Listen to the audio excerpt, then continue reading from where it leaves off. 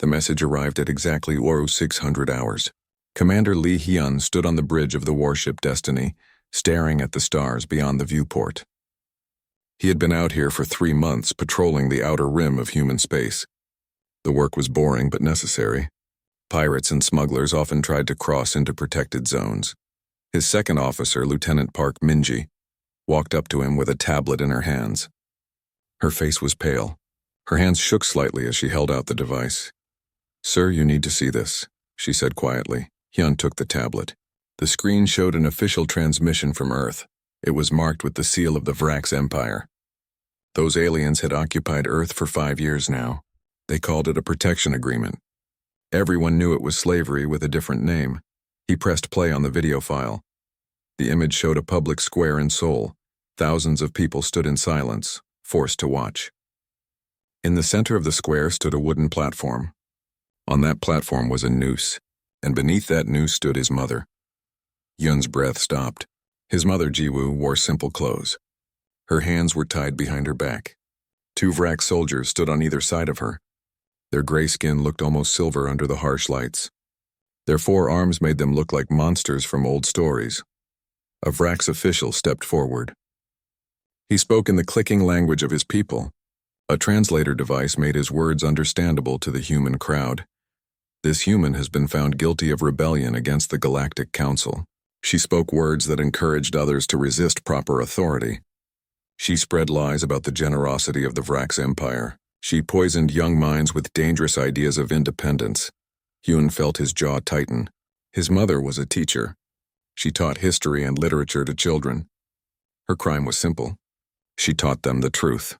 She told them that Earth once belonged to humans. She told them that freedom was worth fighting for. The official continued speaking. "The sentence is death. Let this be a lesson to all humans. Obedience brings peace. Resistance brings only suffering."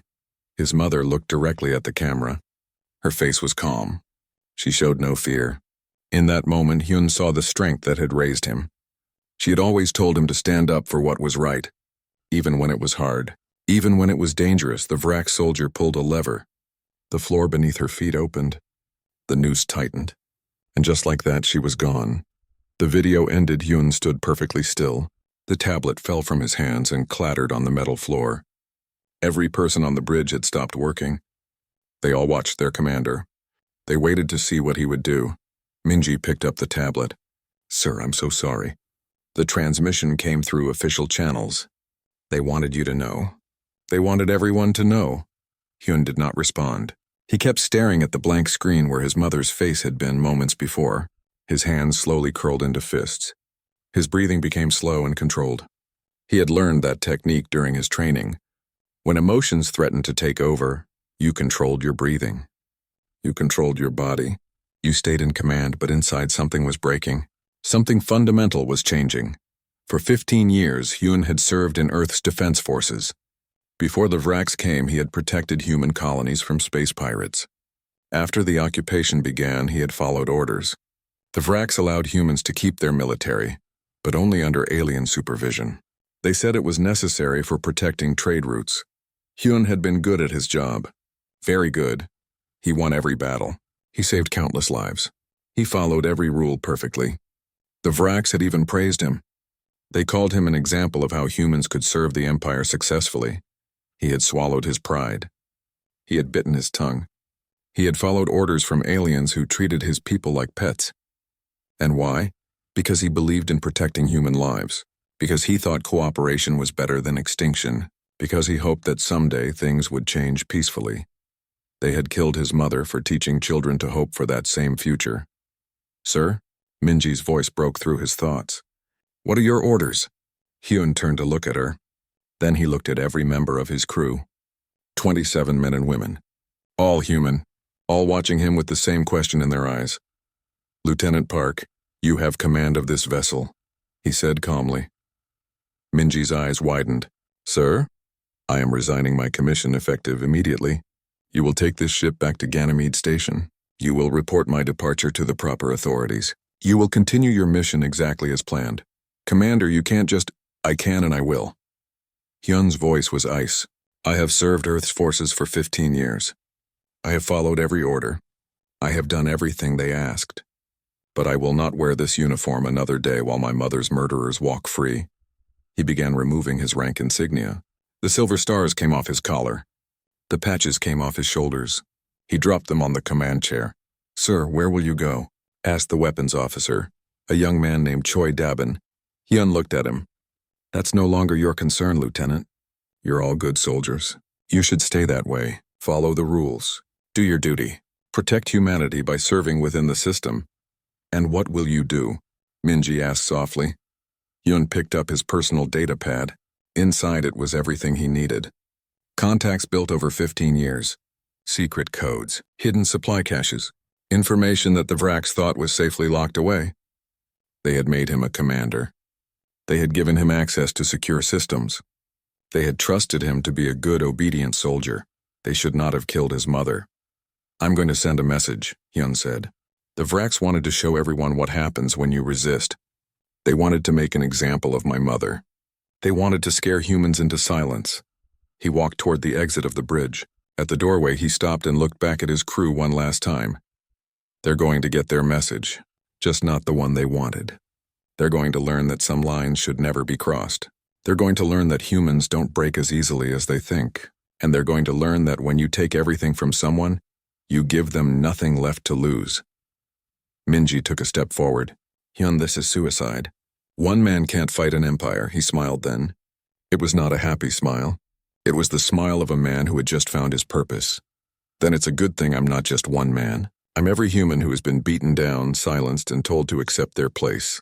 I'm every parent who had to watch their children grow up as slaves. I'm every soldier who had to serve the people who conquered their world." He touched the door panel. It slid open with a soft hiss. "Most importantly, I'm the son of Jiwoo. She taught me that some things are worth fighting for, no matter the cost. The Vraks are about to learn that lesson the hard way." Commander Lee Hyun walked off his ship for the last time. Behind him, his crew stood in silence. They watched him go. They knew they would hear his name again. The whole galaxy would hear his name. The Vraks Empire had just made the biggest mistake in its 300-year history. They had created an enemy who knew all their secrets, understood all their weaknesses, and had absolutely nothing left to lose. The war had begun. They just didn't know it yet. "My mother died teaching children about freedom. I'm going to make sure her death me." The message spread across Earth like wildfire. Someone had hacked into the planetary communication network and broadcast Jiwoo's final speech before her execution. Not just once, but in a continuous loop that played for 6 hours before the Vraks could shut it down. People heard her voice in their homes, in shops, in public squares. Everywhere screens existed, Jiwoo spoke about freedom, dignity, and hope. She talked about how humans had once reached for the stars on their own, how they had built cities, created art, and dreamed impossible dreams. She reminded everyone that being conquered didn't mean being broken. The Vraks tried to erase it, but millions had already recorded it. They shared it in secret. They whispered her words to each other. Jiwoo became more than a dead teacher. She became a symbol. On Mars base, Lieutenant Choi Dabin stood in formation with his unit. The Vraks commander, Officer Krell, was giving them orders for increased security patrols. Dabin wasn't listening. He was thinking about the coordinates Hyun had sent him. Tomorrow night. The dark side of Mars. A decision that would change his life forever. After the briefing, Dabin went to his quarters. He found a data chip hidden under his pillow. He knew what it meant. Hyun's people had access to the base. They could reach him anywhere. That should have scared him. Instead, it gave him hope. The chip contained detailed plans. A supply transport was leaving Mars base in 2 days. It carried weapons and equipment for Vraks forces on Europa. The transport would take a specific route. At a certain point, its navigation systems would experience a malfunction. Nothing dangerous. Just enough delay to require a stop for repairs. Dabin understood. Someone needed to be on that transport. Someone who could make sure the malfunction happened exactly as planned. Someone who knew military systems well enough to make it look natural. He looked at his uniform hanging on the wall. He had worn it with pride for 8 years. He had believed he was serving humanity by keeping the peace, by following orders, by not making waves. But what peace was he really keeping? The peace of prisoners who had stopped fighting? The peace of the defeated who had accepted their fate? That wasn't peace. That was surrender dressed up to look respectable. The next night, Dabin left the base without authorization. He took a maintenance vehicle that wouldn't be missed until morning. He drove across the red Martian landscape to the coordinates Hyun had given him. The meeting place was an old mining tunnel, abandoned 20 years ago. Dabin climbed down into the darkness. His helmet light cut through the shadows.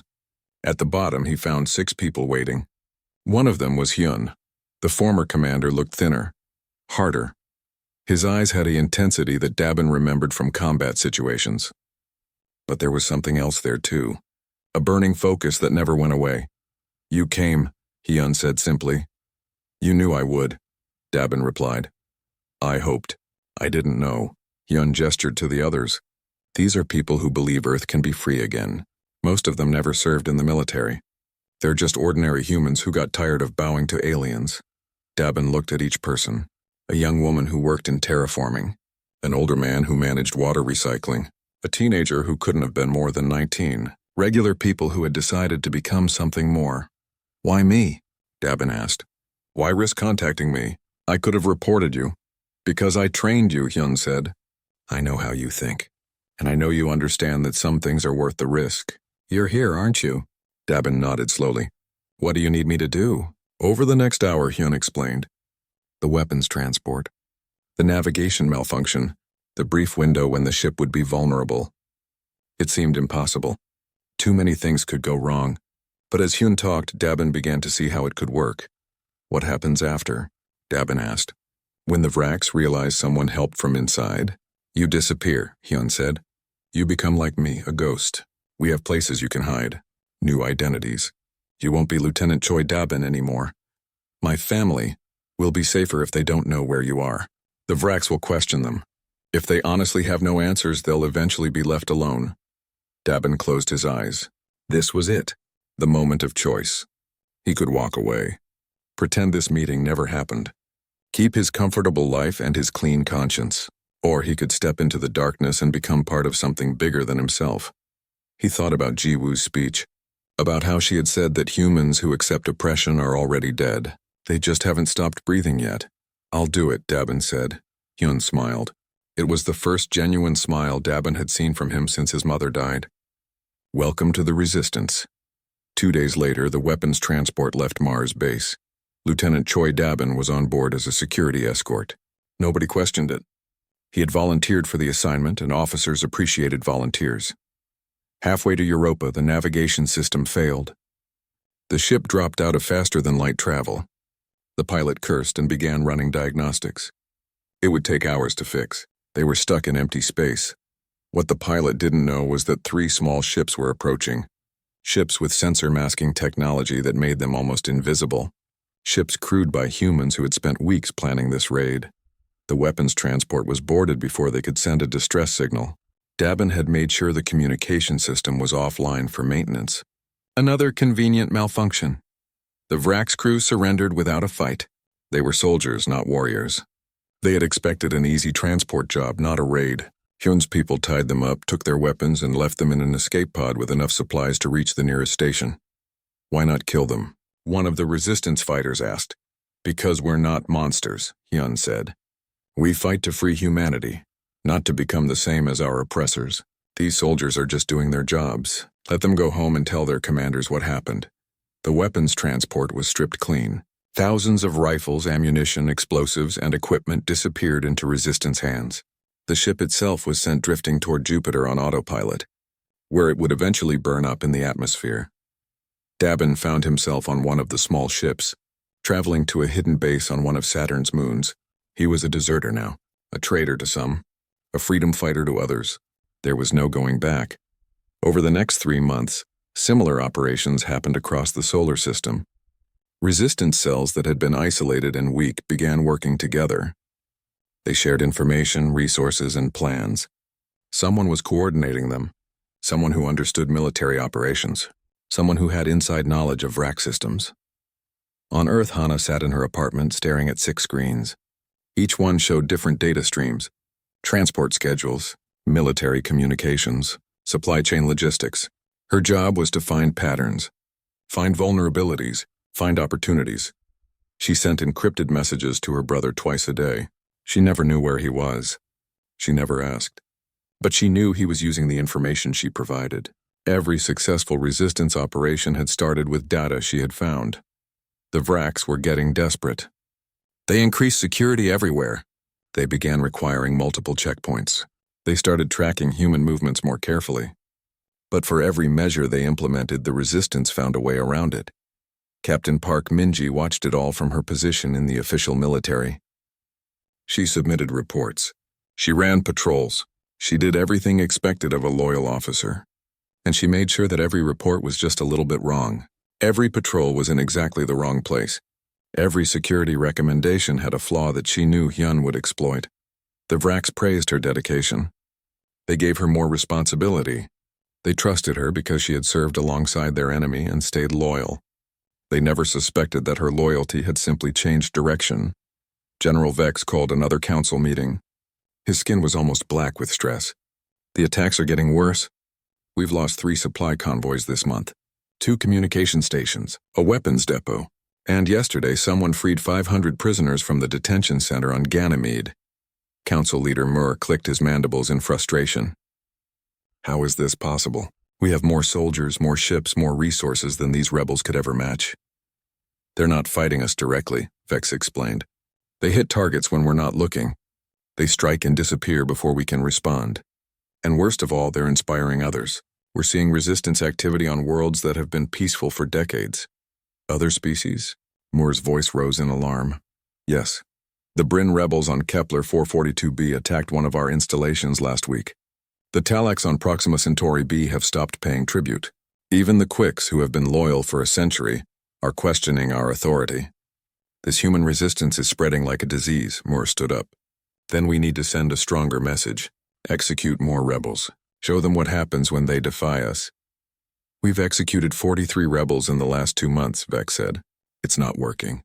Every execution just makes more people angry. The humans have a saying, you can't kill an idea with a bullet. I'm beginning to understand what that means. Then what do you suggest? Vex pulled up a star map. We focus everything on finding Lee Hyun. He's the center of this. Remove him and the resistance falls apart.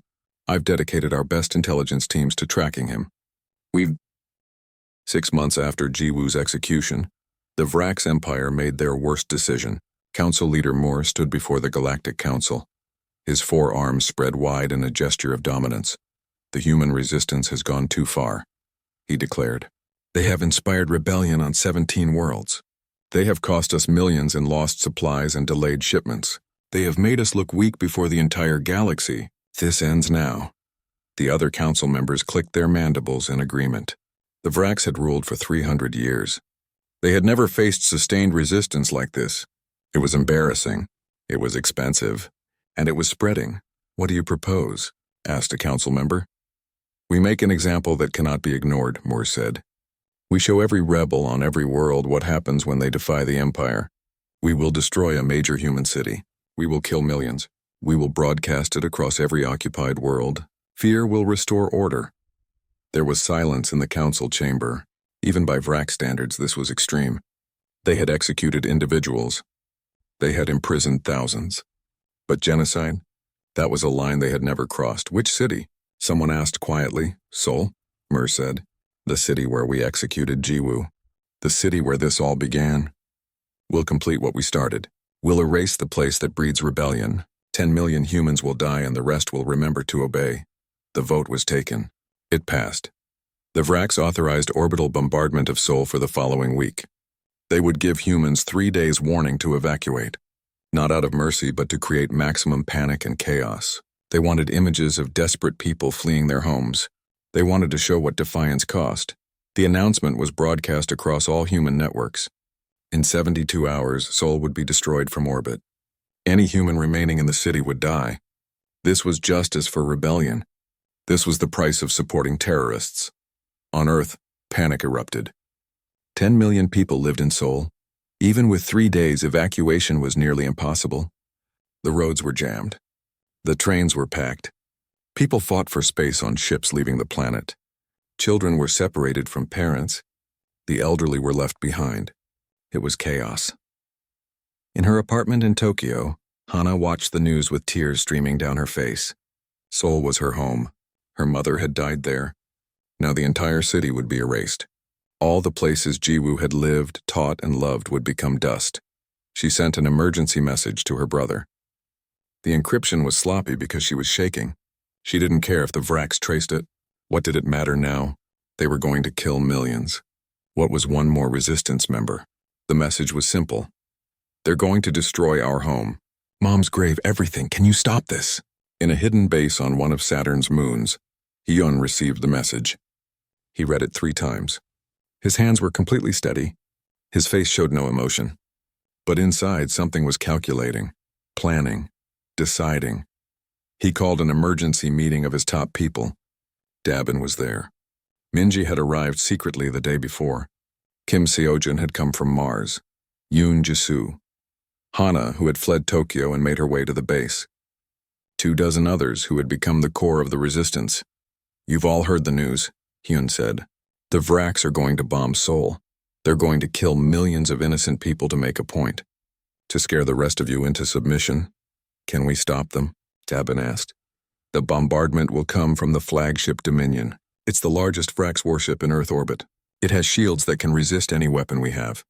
It has enough firepower to level a continent, and it has a crew of 800. So we can't stop them, someone said quietly. Hyun looked up. His eyes were cold and clear. I didn't say that. I said it's the most powerful ship in orbit. But every ship has weaknesses. And I know what the Dominion's weaknesses are. I helped design the security protocols when I was still a loyal commander. He pulled up a holographic image of the ship. The Dominion has incredible external defenses, but internally it relies on automated systems. Like all Vrak ships, it assumes the biggest threat comes from outside. They never considered that someone might get inside. Minji leaned forward. You want to board it? I want to take it, Hyun corrected. If we control the Dominion, we control the most powerful weapon in the solar system. We can stop the bombardment, and we can send a message that the Vraks will never forget. That's insane, Seojin said. We'd need to get past their patrols, dock with the ship, fight through 800 crew members, and take the bridge. With what? The couple hundred fighters we have? Not fighting through, Hyun said. We're going to walk in. Minji, you still have your military credentials. You're still a respected captain in Earth's defense forces. What if you arrived with a security team for a routine inspection? Minji stared at him. They'd scan us. They'd find our weapons. Not if the weapons are already inside, Yoon Jisoo said suddenly. She was starting to understand. We could smuggle components and supply shipments, piece by piece. Nothing that looks like a weapon until it's assembled. How long would that take? Hana asked. We have 72 hours, Hyun said. Jisoo, can you design something that can be broken down into innocent-looking parts and assembled quickly? The engineer thought for a moment. Maybe. It won't be pretty, but yes. Basic energy weapons, enough to arm 50 people. 50 people against 800, Dabin said. Even with surprise, those are terrible odds. Hyun smiled grimly. Then we make sure we don't fight 800. Seojin, you have contacts in the supply chain. Can you contaminate the crew's food supply? Nothing lethal. Just enough to make most of them sick for a few hours. You want to give 800 Vraks food poisoning? Seojin looked stunned. Then he started laughing. That's brilliant. That's absolutely insane and brilliant. Yes, I can do that. The timing has to be perfect, Hyun said. The contamination hits right when Minji's inspection team arrives. Most of the crew will be in medical bays or their quarters. Only essential personnel will be at their posts. We take the bridge, lock down the ship, and stop the bombardment. And then what? Minji asked. We'll be trapped on the ship with the entire Vraks fleet around us. Then we negotiate, Hyun said. We'll have their flagship. We'll have their most powerful weapons pointed at their own bases. We'll have 800 hostages, and we'll have broadcast capability to every world in the Empire. The room fell silent as everyone understood what he was planning. You want to start a war? Hana whispered. No, Hyun said. I want to end one. The Vraks rule through fear. They make everyone believe they're unstoppable. We're going to show the entire galaxy that they're not.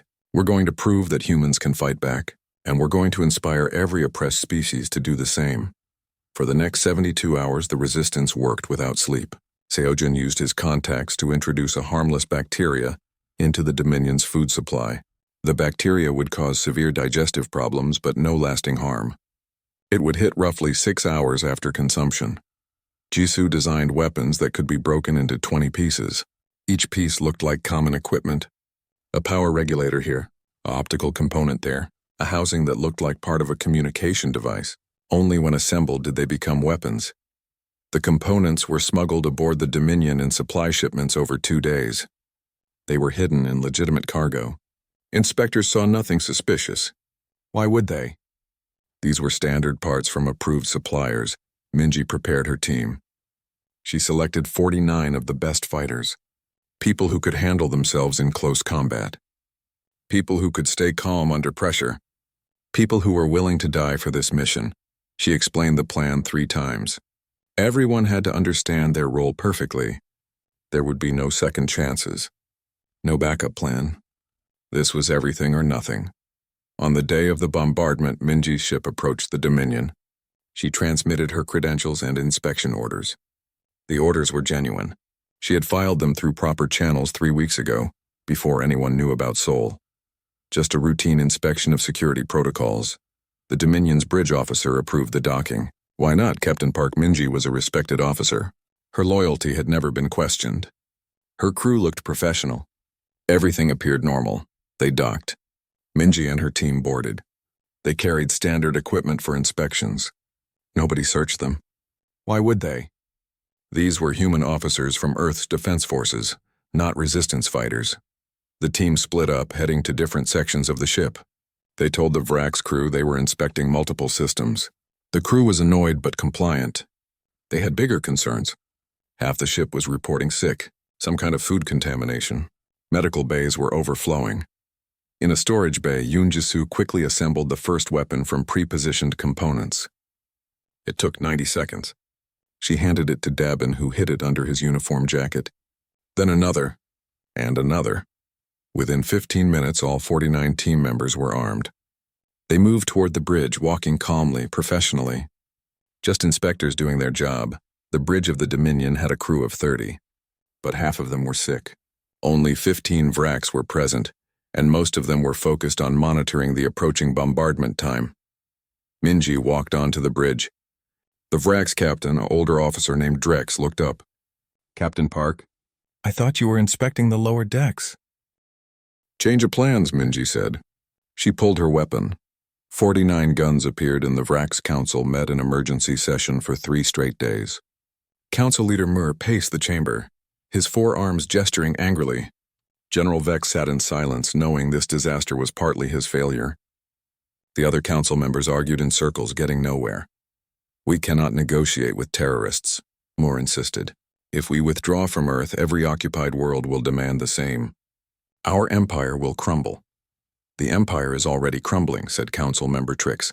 "Since that human seized the Dominion, we've had uprisings on 37 worlds. 37. Species that have been peaceful for decades are suddenly attacking our forces. The Bryn destroyed an entire base on Kepler 442b.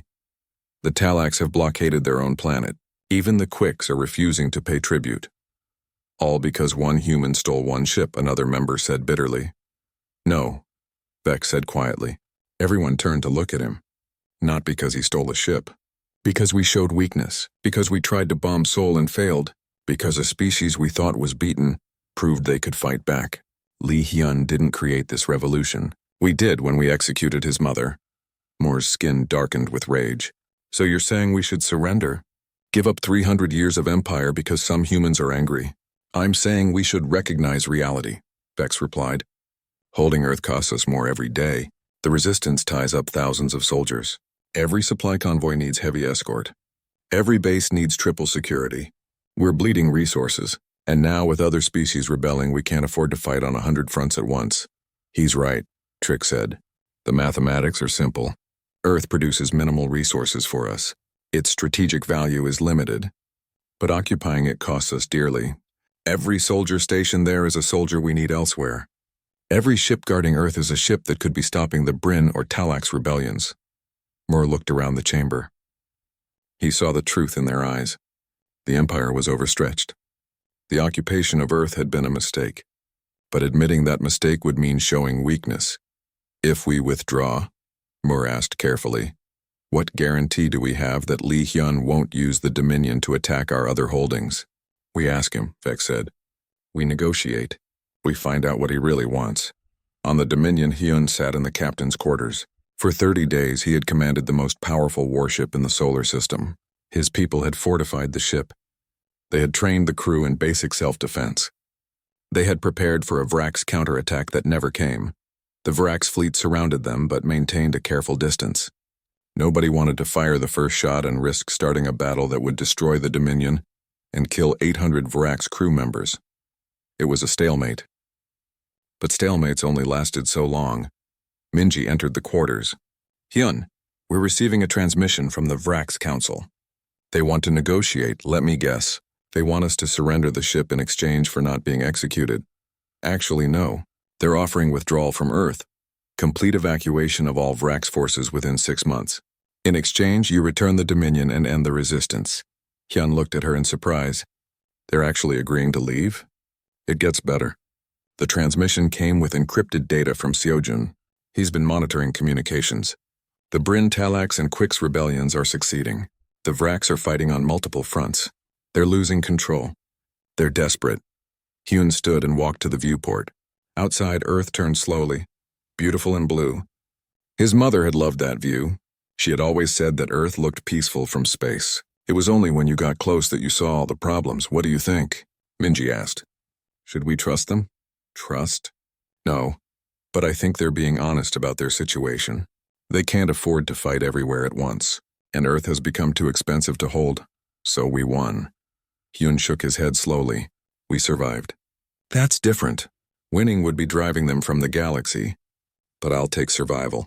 My mother didn't die so I could rule an empire. She died teaching children that freedom was possible.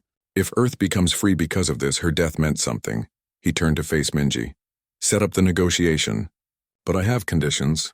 Real conditions, not just empty promises. 3 days later, representatives from the Vrax Council, the Human Resistance, and 3 other rebel species met on a neutral station.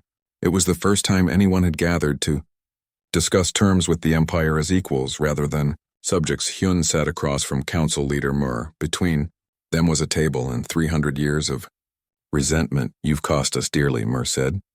Thousands dead, billions in lost resources, rebellions across the Empire, all because we executed one woman.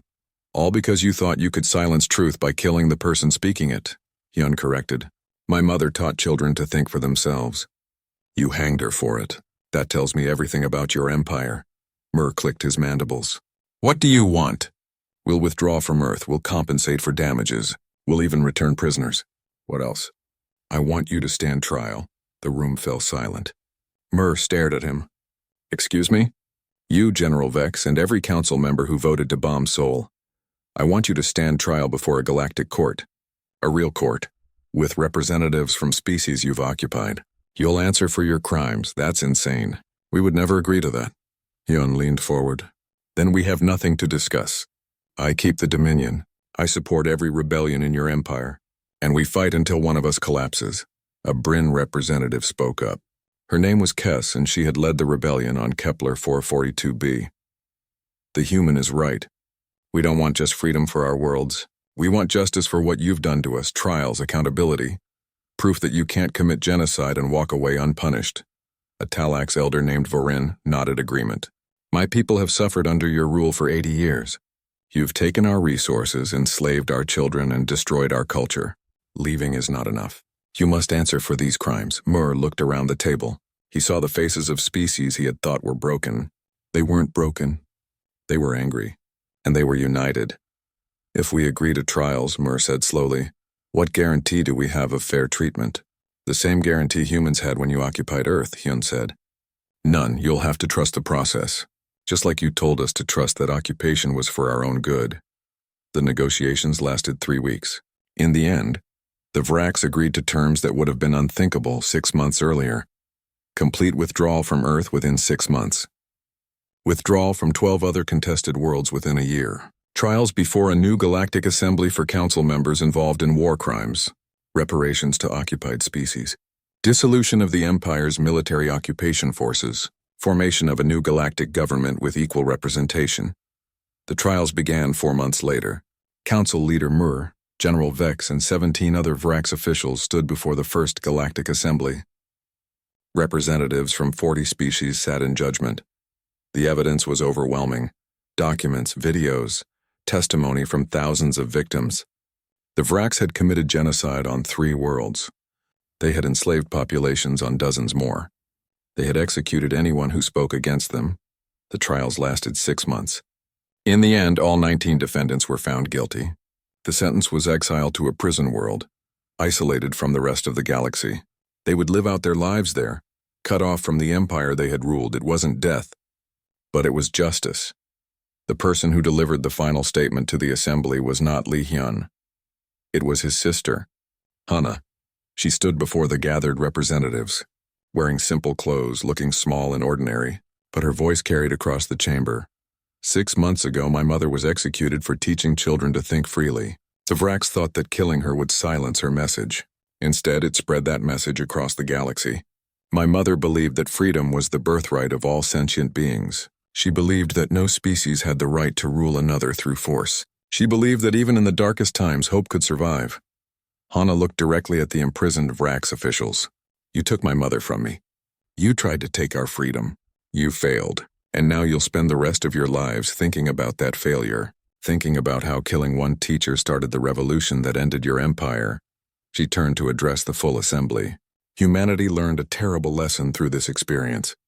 We learned that we're capable of great violence when pushed too far. We learned that we can fight and win against species more powerful than us. But we also learned that violence should be the last resort, not the first. That's why we're here today. Not to celebrate victory, but to build something better. The assembly erupted in applause. Species that had been enemies were now allies. The Vrax Empire was gone.